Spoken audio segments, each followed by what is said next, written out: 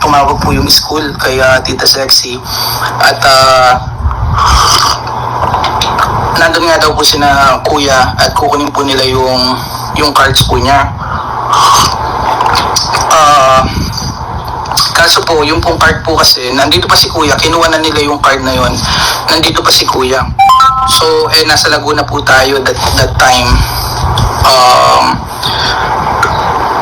So, babalik daw po sila today para kukunin yung card para nga po doon sa pag-enroll nga po ni kuya. So, kung may mga nagbago po sa mga schedule po nila, so hindi po sila natuloy. Sayang nga po kung sanang naiusog nila yung po Bopel Mix Vlog and shoutout po, kung naiusog lang po nila dun sa pagbalik po namin ay ayan, hindi po na yung lakad po nila. So in short po Katekram ay nakausap po ni Tita Sexy via phone si kuya at ayun, hindi ko po alam kung ano po yung mga, basta ang nabanggit lang po yung about sa card ganyan at babalik po sila anytime naman po. Welcome naman po para kunin po nila kung ano po yung mga kunin. Actually noon pa po kami naghihintay Katekram na kunin nga po yung mga gamit nga po ni kuya kasi di ba yun naman po yung napag-usapan po the last time yan. Hanggang ngayon Katekram is wala pa po akong feedback doon sa binanggit po ni Lola D na pumunta daw po kami sa barangay pero hindi po kami pumunta daw sila sa barangay pero hindi po kami pumunta. So hindi po ako Katekram ewan ko, pukol lang po sila ng pukol ng mga pero di po nila nababakapan. In-scan ko po ulit yung pong dalawa po niyang live. Ilang po may binanggit lang po siya about po sa alahas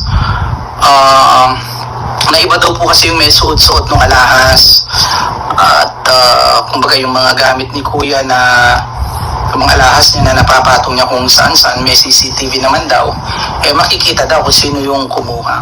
Sana nga po dito po sa loob ng bahay nga po pinapatong-patong kaso actually Katekram sa ginagawa po nila lalo po nilang dinadrag yung pong bata, pinipilit pa rin nilang pagmukain na tama pa rin yung mali kaya tuloy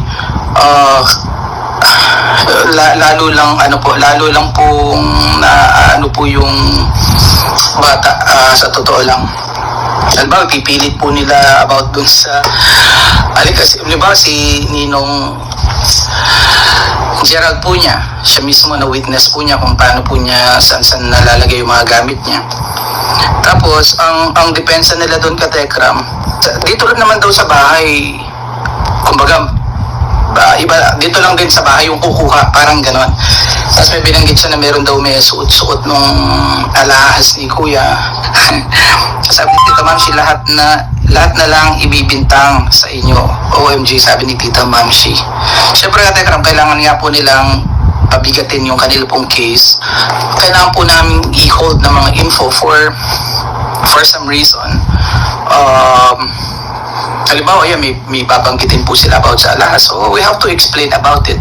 Katekram, kasi ano po yun issue po kasi yun na ang pinapalabas nila na yung mga naiiwan halimbawa ni kuya halimbawa dun sa sala ang kumukuha rin yung pamilya tapos hindi na binabalik, parang ganon. So ang kumukuha rin naman kaya nawawala is kami rin dito, diba? Yun po ang pinapalabas po nila.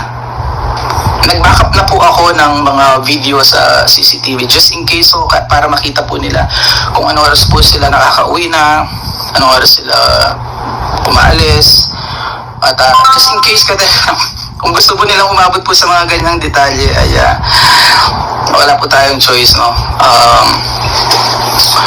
Ayun po, yun nga lang kasi mapapahiya lang ng mapapahiya si kuya kung gusto po nilang pumunta po sa ganito pong detalye. Kaya po nasabi ko, baka akala po nila yung pulso po ng SOCMED makukuha po nila dahil siguro pasabog nila na sa tingin ko nandun sa salaysay yung gusto nilang parang palabasin dun sa binasa ni kuya. Kaso nag-backfire dahil syempre ano mo yung paratang, i-screening natin. Doon po sa binabanggit ni Lola D about po doon sa alahas.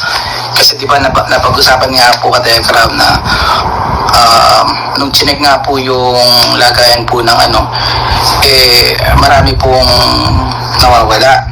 So, napag-ipon ni Kuya na may mga suit siya nung siya'y umalis. Kumbaga yun lang, kumbaga wala siyang mga dala or whatsoever. So, ang lumalabas, base po sa halimbawa yung binanggit ni Renzo about kung saan daw niya nilalagay yung alahas niya. So, lumalabas na napapabayaan ni Kuya kung saan niya nalalagay. May nabanggit po kasi si Lola T na meron daw pong may suot doon pong isa po sa bracelet ni Kuya. Hindi ko alam kung sino tinutukoy po niyang may suot daw. Hindi ko alam, sinuot ba noong ibinigay o sinuot ba nung naka-live habang Hindi ko po alam kung ano po yung context po niya na may suot kasi pinag-uusapan doon is may mga nawawala at pinapalabas niya na kaya nawawala kasi suot nila. Parang ganon ka Telegram. So, siguro kung may screenshot siya, anong date, ano po yung mga kaganapan doon, no? Alamin natin. Kasi kung bakit nagkawala-wala, ang may suit naman daw po ay kami. Pag mamalinis mo pa yung I do agree kung halimbawa umabot man to sa lie detector, sabi ni Tita Sanrio and Korean Girl. Lie detector nyo si Kuya Dave kung nagsasabi ng totoo yan. Alam ko ang lie detector sa court. Parang hindi siya parang hindi siya pwedeng gamitin para pwede siyang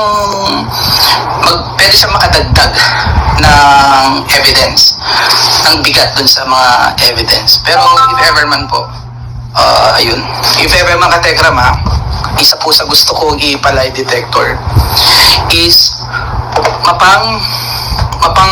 mapaninindigan ba halimbawa ni Kuya na walang nag-input dun sa binasa niyang salaysay. Yun yung una kong gustong ipalay detector if ever man, na sinasabi mo ba na ikaw lang ang nag-isip niyan at walang ibang tao na nag-impluwensya sa'yo para sabihin mo yan. So yun po yung number one. Sana tayo na lang po yung mali dito po sa po na to at diba, mali naman po natin diba ka-Telegram dahil po dito mas maging po si Kuya, mas maging wise po siya, mas maging po yung mga decision